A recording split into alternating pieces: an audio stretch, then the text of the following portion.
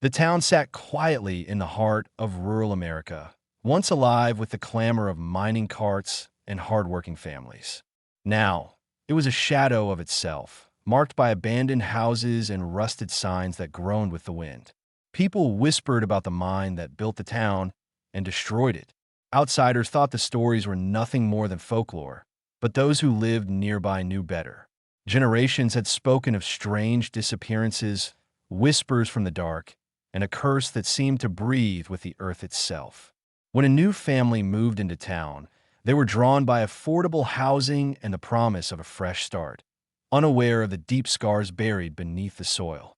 To them, the warnings sounded like old wives' tales, but to the few locals who remained, the curse of the witch was all too real, waiting for fresh souls to wander it first.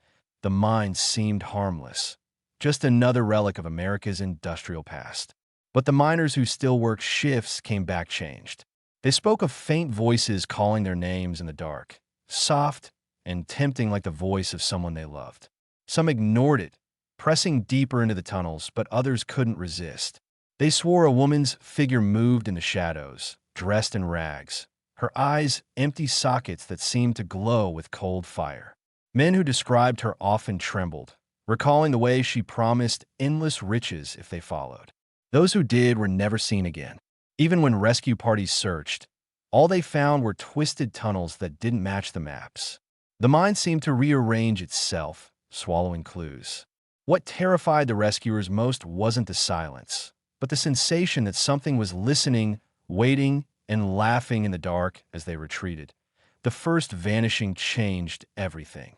A young miner named Jacob disappeared during his late-night shift. At dawn, his helmet was found near the tunnel's deepest section, its lamps smashed, wires dangling like veins ripped apart. His tools were scattered, bent as though something had twisted them in anger. The walls bore marks no man could have made, deep, jagged scratches that followed no pattern, like claws carving through stone.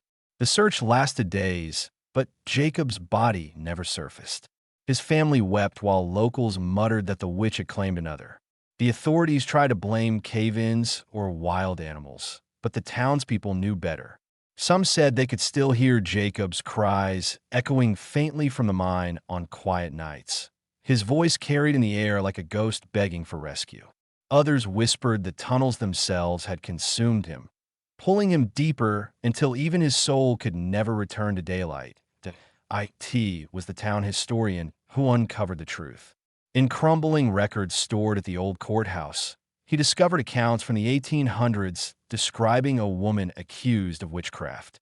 She was dragged before a mob, accused of summoning storms and causing accidents in the mines. Her punishment was not hanging or fire, but something far worse. She was buried alive beneath the earth she had been accused of cursing. Before her death, witnesses claimed she screamed a curse upon the men who condemned her, vowing the mine would never rest until it swallowed every soul who trespassed. Over time, her body rotted, but her spirit fused with the stone, becoming one with the tunnels.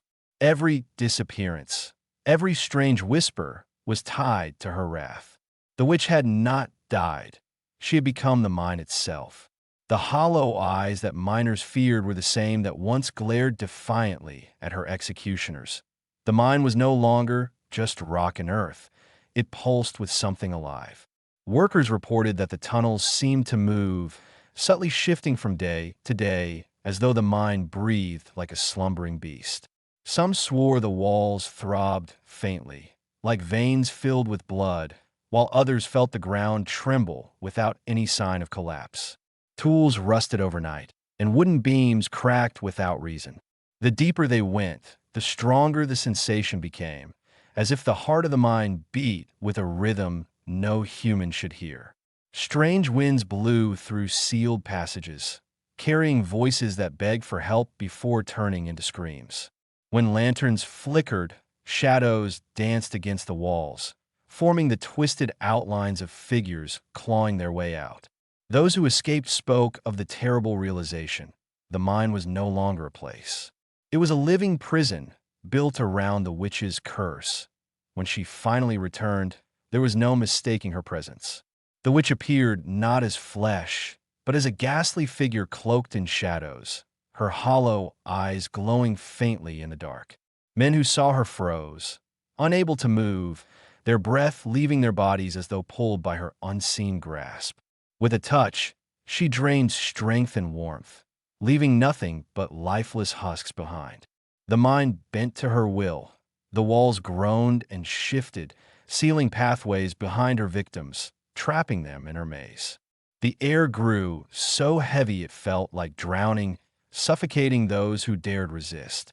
Survivors stumbled out of the tunnels, broken and wide-eyed, unable to describe what had chased them. The town's oldest resident said the witch had become more powerful with each soul she claimed. Her hollow eyes weren't just empty.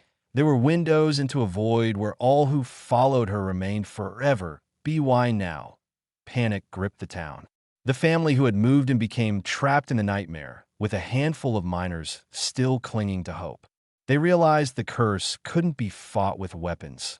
The witch was bound to the earth itself. Legends uncovered in journals suggested that to contain her, the mine had to be sealed with a ritual, but such rituals always demanded a price. The mine, alive and hungry, would not allow all to leave. One soul had to be given willingly, a sacrifice to keep the witch buried beneath. The survivors argued, torn between fear and love, none willing to offer themselves. But the tunnels pressed closer, the air filling with screams of the damned, and they knew time was running out. To escape, one would have to make the ultimate choice, stay behind in the eternal dark to keep others safe. The last descent was the most terrifying of all. Torches barely flickered as the survivors entered the heart of the mine, where the witch's presence was strongest. Her hollow eyes glared through the shadows, and the tunnels shook as though the earth itself resisted their intrusion. They carried out the ritual, sealing the mine's core, but it demanded a life. In a moment of heartbreaking courage, one of the miners stepped forward, offering himself to the curse.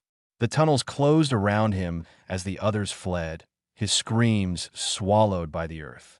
Above ground, silence fell. The mine was sealed but not destroyed. On stormy nights, townsfolk still claimed to hear the clatter of tools and the cries of the lost echoing from beneath the soil. The witch's hollow eyes had not vanished. They waited in the dark, patient for the day when the mine would open once more.